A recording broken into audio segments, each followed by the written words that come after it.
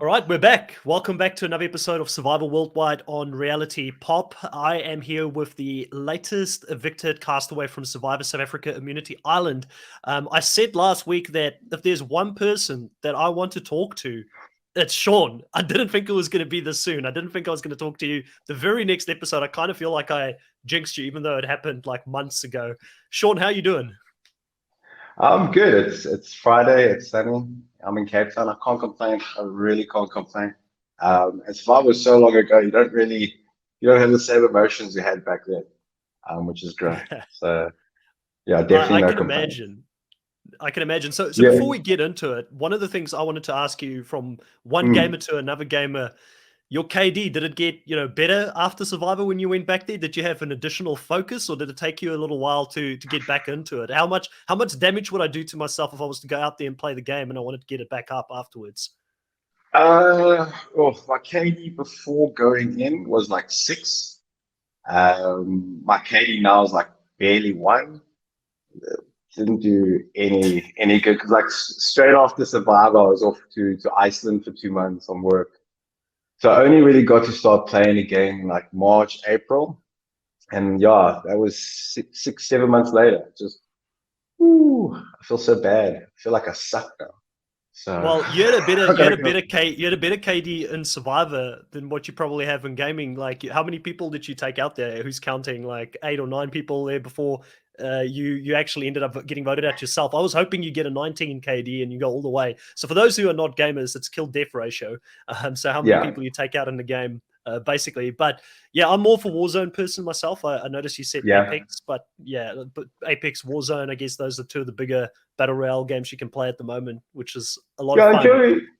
I enjoy Warzone. It's just for me. I don't feel like Warzone. If you've been playing it for longer, you've got a better chance because your Oh, for packs sure. are much better to start off with. Whereas Apex, it's fresh every round. There's no advantage whatsoever. Everyone starts off from a clean slate. And as a person that's late to Call of Duty because I've been Battlefield my whole life, I tried Warzone. I was like, how the hell does he have this kind of nugget that's like, pew, pew, pew? Like, really? Like, why? So yeah, that's why I like Apex more. We could do a whole nother call talking about that. I mean, I was a Battlefield. I'm a Battlefield person myself, and that's coming out at the end of the year. So I'm really Yeah, excited about 2049. that. Yeah, it would be good. And Call of Duty has got a different way to play it, and the movement has got a big thing to do with how Mm. you actually how successful you are in the game.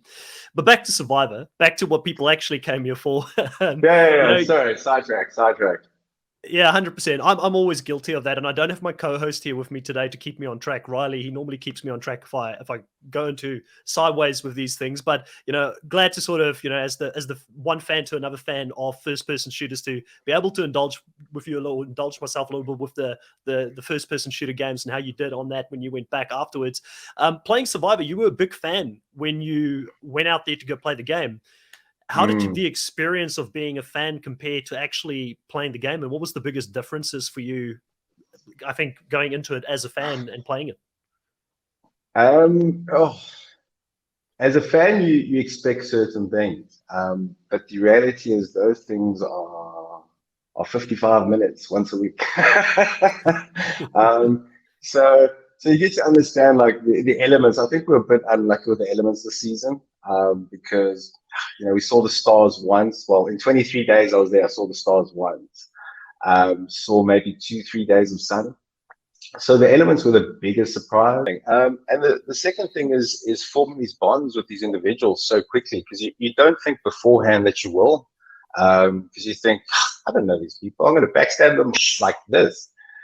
And then you get put into this environment that is just no mercy. And the only people you can turn to are the people that are around camp, and that's it. And you form these bonds so quickly that yeah, you don't realize it's going to happen, and that's something that you don't see on the episodes. It's something that you don't see on any Survivor franchise. You don't see how quickly those relationships are formed. Yeah, and that was one of the biggest surprises for me. Yeah, and I was going to say because quite a few times on the show you came across as quite annoyed by other people within the game, right? So and obviously only show us little snippets of your Mm, personality and where you get really annoyed by the fact that you didn't have a machete in camp, or if someone betrayed you in the sense like Chappies did and went to go talk to Warada and talk about something that was really personal to you guys, and you didn't want that to affect Warada in a way where it was negative in the game. The mm. fact that you bond so quickly with these people on the island, does that make those betrayals even worse out there compared to what it would be in real life, and therefore you react even a little bit more aggressive than what you would normally do in those cases, for instance? So there's many factors, like you say, that aren't shown. But for instance, the machete at Double Tribal, right? Mm. There was a method to that madness there, purely because I looked after six individuals for many days, right?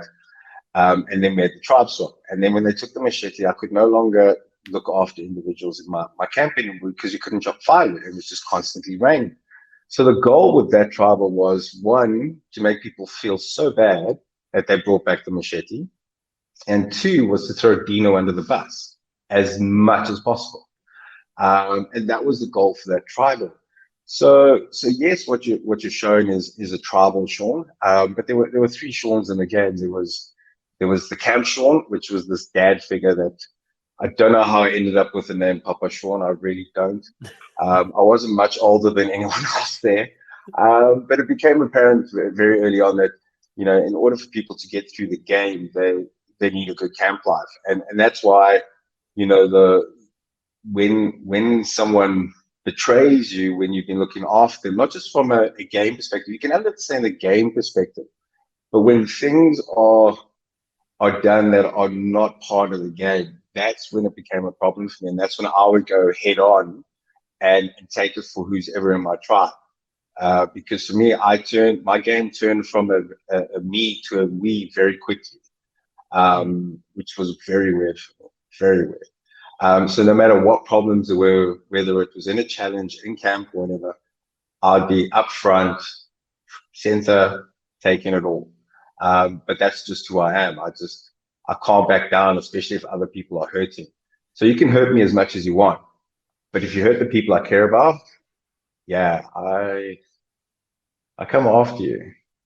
And we definitely saw that part of you on the show a few times.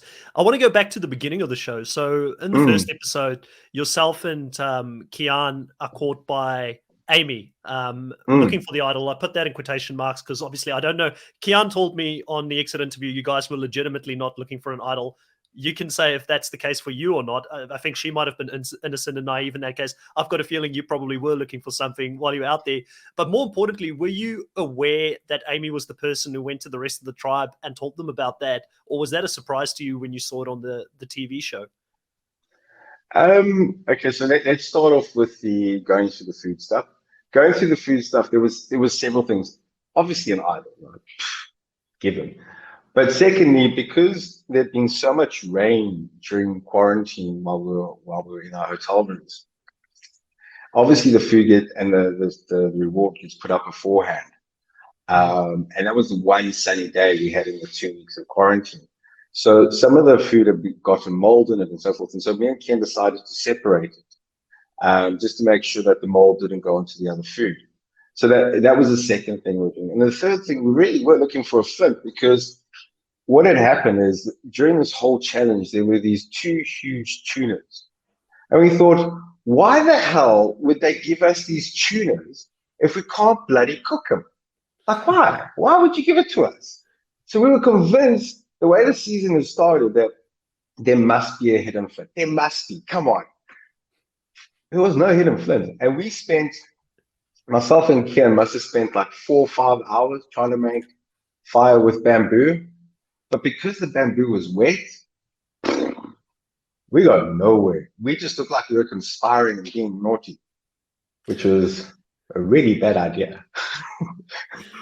And you become quite close to Amy throughout. I think a lot of it probably necessity because of the fact that yourself and Smash and Amy end up in a minority in that first swap tribe. But did you ever find out that she was the person who sort of told the rest of the tribe? And also, did that sort of the fact that you guys were caught, and I put that in quotation marks, looking for an idol again there, did that sort of Mm. carry throughout the season? And was that something that a stigma you had to fight against throughout the season? No, it wasn't. Okay, so let's go to get onto the Amy thing. Yeah, I knew Amy did it. Because so surprisingly, my closest alliance was Smash and Renee. Right, that was my tightest alliance. And the relationship I built with Amy was built via Smash. So we worked together in order to divide and conquer. And that was the reasoning how we got out of this 6-3. So yeah, I knew about it, but at the end of the day, for me, the goal was about trying to make it to merge between the three of us. Because we had to get back. And you'll even see from some of the secret scenes, you'll see me and Smash talking about it. And then also with Renee, the whole thing was whatever Renee and Smash did, I didn't doubt them in the game. And that's how my relationships were formed, by their trust. Because in Survivor, you can trust very few people. And if you start extending those olive branches of trust here, here, here, here, here, you end up getting burned. So I had those two alliances from day one, and they let me know exactly what had happened. But that didn't stop myself playing with Amy, because at the end of the day, survival is about numbers. And if your alliance members can trust those individuals, then hopefully you can trust them as well. No, 100%. And I'm quite interested because you go kind of missing in the edit quite a bit in that swap tribe. We don't see a lot of you, and I've got a feeling there's a lot more to the gameplay side of what you did behind the scenes that we didn't see in those couple of episodes, because a lot of what we saw with the minority was Amy and a little bit of Vanilla working towards getting you guys in with the other side there to vote and flip between Mike, Mm. Paul, and Carla, sorry, on Carla, those yeah. votes. Yeah. And can you talk us a little bit through some of your own contributions and how you sort of fit it into working with these groups and that stages to take out those guys? Because I feel like we missed a bit of what you were doing at those times, but I refuse to believe you didn't do anything. Well, look, you can choose to believe I did nothing, or I did exactly what I did last night. Yeah. Hi, Sansini, meet Buzz. Hi, Mike, meet Buzz. Hi, Paul, meet Buzz. So, that was the way of playing the game for me, was to make sure that whoever the target was, it wasn't the people I was working with. And one way or another, I would lie, deceive, steal, to make sure that that person that we were targeting was sufficiently under the bus that would make it easy enough for us to get the vote through. So initially, the Mike vote, they wanted to go for Carla. But I had a relationship with Carla, and we had a little secret alliance. So my goal was, okay, I'm going to tell everyone Mike is going for chat piece on Sunday. That's it, done. He's coming for you so hard. He spoke to me on the beach for hours trying to convince me to come inside, because all he wants to do is take out you two. That's it. So, and just keep on pushing that narrative. And then the same with Paul. Paul, straight after we got back from the mic vote, I was like, hey guys, I think Paul stole the Future Life pass, because I knew that they were going to go for Carla next, and I didn't want to go home. So that got Santi really riled up, because she gave Paul half her Future Life bar. And then that became a snowball effect, and you just keep on piling.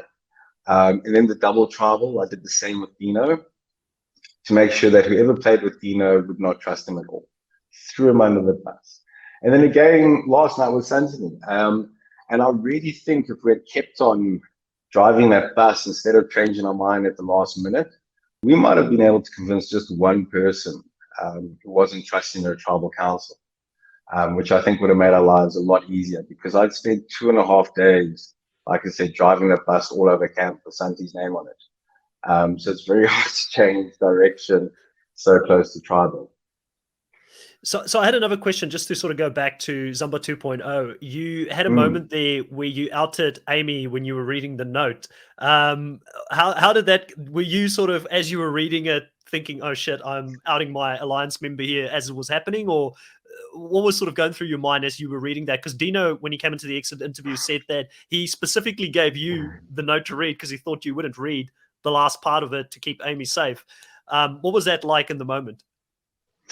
Okay, so I didn't trust Dina, right? Because we were still under the assumption that Amy had an advantage and that we could hide stuff, right? When Dino came, he was like, no, we can demand anything. I was like, lies, lies. I want to see the note. Um, so in no ways did any of us know that Amy did not have an advantage. So that was the reason for reading the note, and that's how the note got revealed, purely because there was no trust on Dino. And then as soon as that happened, shit hit the fan. Shit hit the fan. It was so funny because like there's this one moment, you see me grabbing the Future Life box away from Paul, and from Anessa, and giving it back to Paul, because what he had actually done was he had taken a Future Life box and filled it full of sand and wrote with charcoal on a piece of Future Life box of the other box, something something Vuna something something, and stuck it in the box and was trying to sneak it to them. Oh, so yeah, it was a very interesting day that day because there were so many wrong assumptions about everything. If we had just known that Amy had lost their advantage, we'd be like, okay, cool. He has the stuff. He has no stress. Take what you need. Instead, it was no. We don't believe you. Show us the no. Yeah, I believe the message going back to the Vuna tribe at that point was that you were part of Chappie's henchmen, which I found really funny because Chappie's never really looked like he had control of that tribe at all. But that's kind of how the message got across to Vuna at that point.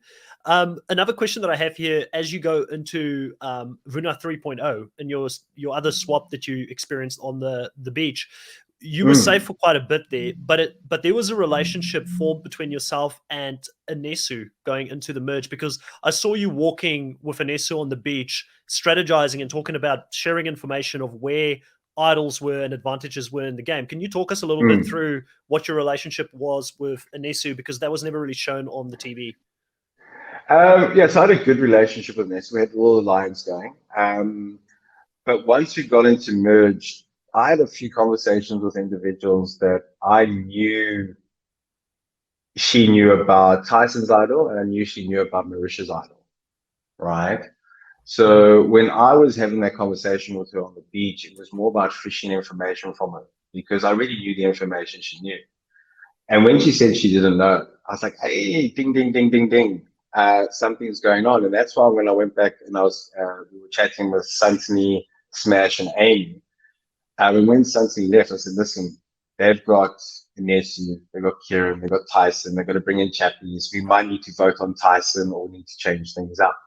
And that was because I built such a good relationship with Anesu, with our lines, that I knew when she ended up lying. And that was when we started realizing, okay, tribal lines are forming.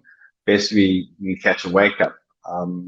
But the problem is, if you've been playing on the bottom for so long, your back is always up against the wall. And as soon as you get comfortable and think you've got the numbers, that's when shit goes south so quickly, so quickly.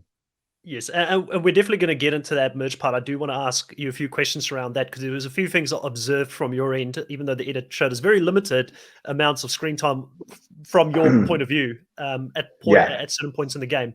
The family reward that you guys ended up experiencing, for us as fans watching the show, it's sometimes hard to understand why people get so emotional after a couple of days of being away from their loved ones, right? And I think I get it because I've spoken to enough people and I'm a big enough fan to sort of, I could put myself in that position. Like I can't fully experience what you guys experience, obviously, because I've never been out there. But like you previously mentioned, being out there away from your loved ones, having everything, your daily comforts taking away from you, getting something from home. What is that like to experience it with people out there on the island that, you know, you've been suffering with for, I think it was 16 days or something up to that point. It might have been the first time you guys actually experienced the reward as well, yourself and Amy. Yeah, it was 17 days of chaos, absolute chaos, constant gaming, no sleep, cold, miserable, no food. We weren't winning squat. It was the sunny side of life was at Vuna. Um, and I've been in boarding school most of my life. I travel. I don't need to see my mother every day. Um, but when you are at your absolute rawest moments, and you've been playing for so long, for so hard, it's it's it's such an emotional experience because it takes you out of the game, and makes you realize, okay, things are a bit crazy here. Survivor's a bit nuts. That's what we should be aiming for. It just takes you out, of this mindset you've put yourself into Survivor because you think everything is normal. So bamboo for a bed, no problem. Leave for a shelter, great. And then as soon as you're taking out that mindset, yes, it's an amazing experience, but it can hinder your game a lot. It can hinder it so much because you get taken out of that.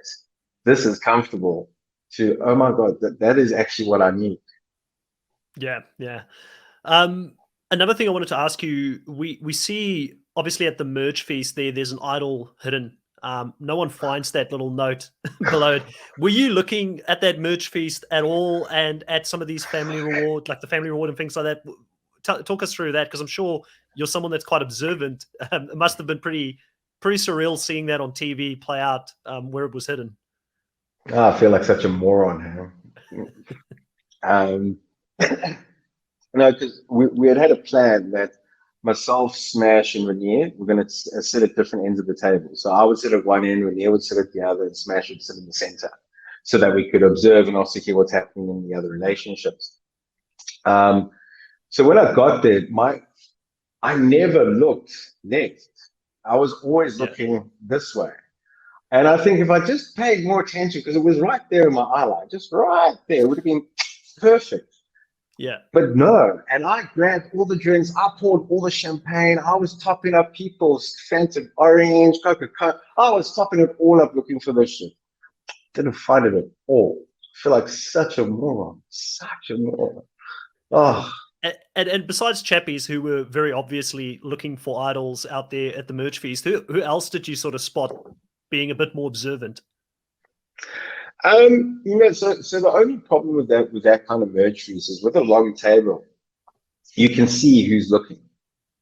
When it's sort of enclosed like this, you can have someone help block you or do something, allow you to be a bit mischievous, but so hard on this last supper table. Literally, it's just like you look left, you look right, you see everything. Yeah, So not everyone kind of went looking. The best we could do was walk up to the bar, pretend we're pouring drinks. But the problem is like that height. It's just you have to do that when you walk up to the bar. And no one does that when they walk up to the bar because, like, I'm not joking. We looked in each bottle. We lifted those urn things. We looked on their table. We even looked yeah. under the table. We just didn't see it right there in plain view. Never felt like such an Uh, idiot in my life. Now, at this specific vote, where over here you've got obviously Marisha being blindsided, you were one of the few Mm, people that I think it was yourself and Amy on the edit at least that showed us that you guys were doubting where the vote was going to go, especially when Tyson returned from the immunity island. mm, You mentioned to Anella that he should play the idol or should take the vote away from Tyson to make him doubt mm. himself and not play it for Chappies. So you kind of called what was going to happen prior to it happening. Why do you believe Anella didn't want to do that? What was his reasoning for not playing it safe there? It's the same reasoning for Amy this week with Cynthia. I think I can play with this person moving forward. Fuck tomorrow, excuse my French. Deal with today. Deal with today. We'll worry about tomorrow. Deal with right now. Yeah, we didn't do it in two tribals in a row. And both tribals numbers out. Mm, Yeah, it's a bitter pill to swallow because if we had continued playing the way we did, we were in the first tribe swap, and kept feeling uncomfortable, I would not be having this conversation with you right Yeah.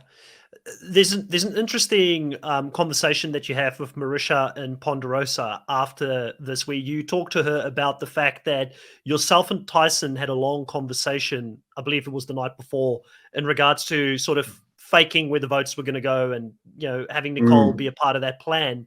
And then Tyson Mm, ended up kind of using that plan against you, and sort of faking it mm. out, and letting yourselves play the idol on Nicole. Um, what was your experience like, sort of, with Tyson as a player? Because he was someone that you didn't really play with prior to the merge. So I had some really good conversations with Tyson at Merge Feast, and then when we got to Merge Campus and Gita, we went off, we had some conversations, some grand plans, take over the Mm, world, thinking what we're going to do tonight. Same thing we do it in our brain, take over the world. Woo! Um, but it didn't pan out because like I said, I haven't seen that video, so I'm surprised that's out there. Um, but yeah, me and Tyson had some grand plans starting in the next vote because there was really a group consensus that Chappie was going to go. Not just because he was a strategic threat, not because he was a physical threat, um, but there was just, there's things that happen that, just you don't always have the best camp life. And that's why everyone was so sure that Chappies would be the vote. yeah. Um, so then my and Tyson's fan just went to shits. And that's why I was even more pissed off because I was like, it's my fan, what the fuck's going on? So when I got back to camp, I was even more pissed off. I was pissed off with Anthony because I've been working with her for so long and so good together. It was the first time she had lied to me. Um, and Tyson, it was a roller coaster of emotions. And yeah, when I got to Ponderosa, I thought it best to be honest with Marisha because I told her, listen, if you didn't go out last week, you would have gone out tonight. so, so I thought it was best to let her know anyway, so that she didn't feel too bad about going out last episode because I was going to go for this episode because my whole plan with Tyson actually is because of Renier and Smash. And I told Renier on the first night of merge, I said, listen, I'm going to have to do some evil things. I'm going to have to be so bad. But it is in the object of us getting to the final six with Tyson's three and my three, and then playing from there. But yeah, that didn't work. So here I am. Hello, people. um, so there was a conversation there between yourself and Santoni in this last episode where you Mm, mentioned to her that because she betrayed you, that's why you told other people about things that she had said. Can you elaborate on mm. what those things were that you went to tell other people about? I can't elaborate, but let's just say it was a big bus. The bus was huge, like so Okay. big. Because like I've been playing so close with Anthony from day one. We had an alliance being the two oldest members that we wanted to get it to the end and shove it to these kids. And there's a lot of things that happen at camp, and because I was more of a dad figure, how I ended up, I still don't know. We had a really good relationship, and I was there for everything besides game stuff, but for personal things. And that's why I said she broke my heart. And I've not told anyone anything about anything. And when that trouble happened, I was like, okay, cool. Gloves off. Now the only person I know as Zamba we could target this week is going to be Santi because people are really worried about her. People are perceiving her as a person that's flipping. If we can pile on the votes, can take God. And I went around with that bus. I was driving it everywhere. I even told some lies. I made up some shit. But the whole thing was, it's exactly what I did with Mike, with Paul, with Dino. It was just a whole bunch of truths, bit of lies. It's all believable because, bit of truth, bit of lies, muddies the Yep. waters. And I really think, yeah, that strategy was working. And then we changed it last minute. So no matter how much of a relationship I had with Santini and as much of a heartfelt conversation we had, it was just too late. After I've been driving that bus for so long, It's so hard to change a person's mind. If we had gone with the mindset after the vote, okay, cool, our goal is to woo Santini back. That is our goal. It would be a completely different approach. But instead, our goal was, okay, we are going to take out Santini, right? And the way I do it is, like I said, pile on that pressure. And then at the last minute, you know, Amy thinks she can trust Santini, just like Smash thinks he can trust Tyson. And yeah, let's see how it turns out. It's, Very excited for that. that's Very it. excited to see how the rest of the Yeah. season is going to turn out. Another question I have for you: what was your favorite moment out there on the island? What would you always remember? 20 years from now. I remember so many things. It's obviously the family video is one of my highlights. But yeah, just it's so weird. Like looking after people, like when the roofers came in at 2 o'clock in the morning, and you're out in the bush chopping down fucking leaves to cover it up. I enjoyed those moments. They don't sound enjoyable, but I actually enjoyed them Yeah. because I had many realizations out there. One of them was that I actually wanted to be a dad, and I could be a dad. And pushing myself to those limits every single day was just yeah, it was just a constant enjoyable experience because you don't get to push yourself through those kind of things.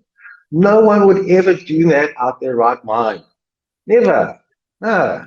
What people's challenge nowadays is intermittent fasting. That's a challenge. I didn't get to eat till 4. Suck it. Try 19 days. It's a fucking different experience. 100%. Now, what do you believe cost you the game? What thing did you do that caught up with you, I guess, at the end? Or what would you do Um, differently? I wouldn't do anything different, huh? Um, that's the thing. You can only play the cards you dealt and play the game that you know. Hmm. I was, I was very fluid at Zamba. I became very fluid in the game. The problem being is when you can't convince your lines to be in alignment, it's very hard to move forward.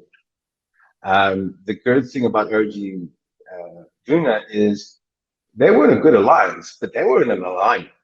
They knew what they wanted to do. And we became too complacent. And I think if I had the opportunity, I would have gone up at tribal last night and gone balls to the wall and just try to change it. But the problem with that is changing the strategy so late in the game is hard because you go from having to convince 6 people to vote one. Now you go from having to convince one to convincing 6. And it just becomes a mammoth task. And yeah, I knew from early on people saying they wanted to cut the head off the snake. Um, because yeah, I played a hard game. If there was any problems, I'd be front and center. Um, I'm a bull in a china shop. I'll just rush head first. Everyone falling behind. I'll take all the bullets. And I think doing that is what ruined my game. Because if you're always taking the bullets, one of them's going to hit. One of them's going to hit. And yeah, so for me, I might have, because my strategy in travel was to cause chaos, was to be vocal, but it was on behalf of other individuals. I think I might just tone that down a bit and play more of a selfish game than a selfless game. Now, I know it's quite, a quick turnaround from having just played the game out there, but in the future, would you consider going back there and playing the game again? Heartbeat, fucking Right. heartbeat. I said, Benedict, come on, there must be a twist. I must be able to get back in the game somehow. Come on. And then it's interesting because when you're there, you do question your sanity. You really do. Like only crazy people do this shit. So I must be crazy because I want to do it again. 100%. Last question. So, without giving anything away, what would be the thing that you would value in a winner in this game, and what would get your vote at the end? So if you look at my exit video, I'm a bit biased.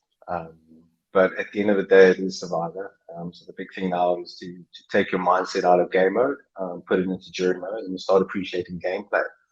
Um, but yeah, I think if it continues down tribal lines, it becomes hard to justify whose game is whose because it becomes, oh, this is a group consensus. Let's do this. Whose game is it? And we don't see that from the jury. We need to Mm. see the individual games.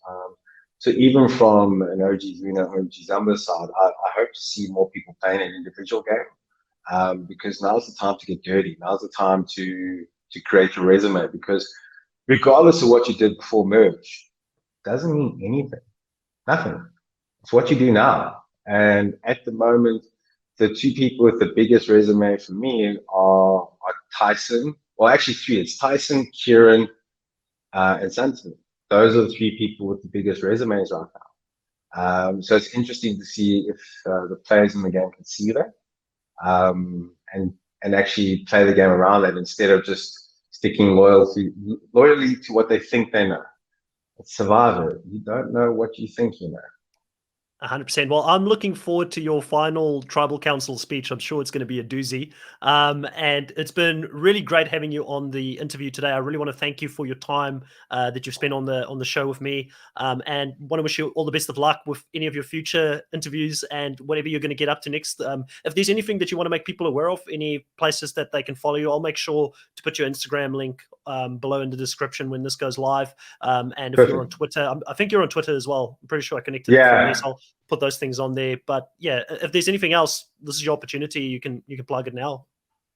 Oh, geez, I didn't even think about plugging anything. Hey? Oh, I was just thinking about the game. Yeah, You're not follow me on starting a Twitch Instagram. stream. You're not going to do Twitch Oh, streaming or anything like that. no, look, no, we just finished our app, which is a medical on-demand app. So you get medical at home, like your physiotherapists and your doctors and your nurses and all that. So that's been the last 6 months of my life. Um, so no time for anything else right now but Thera. It's just, that's it.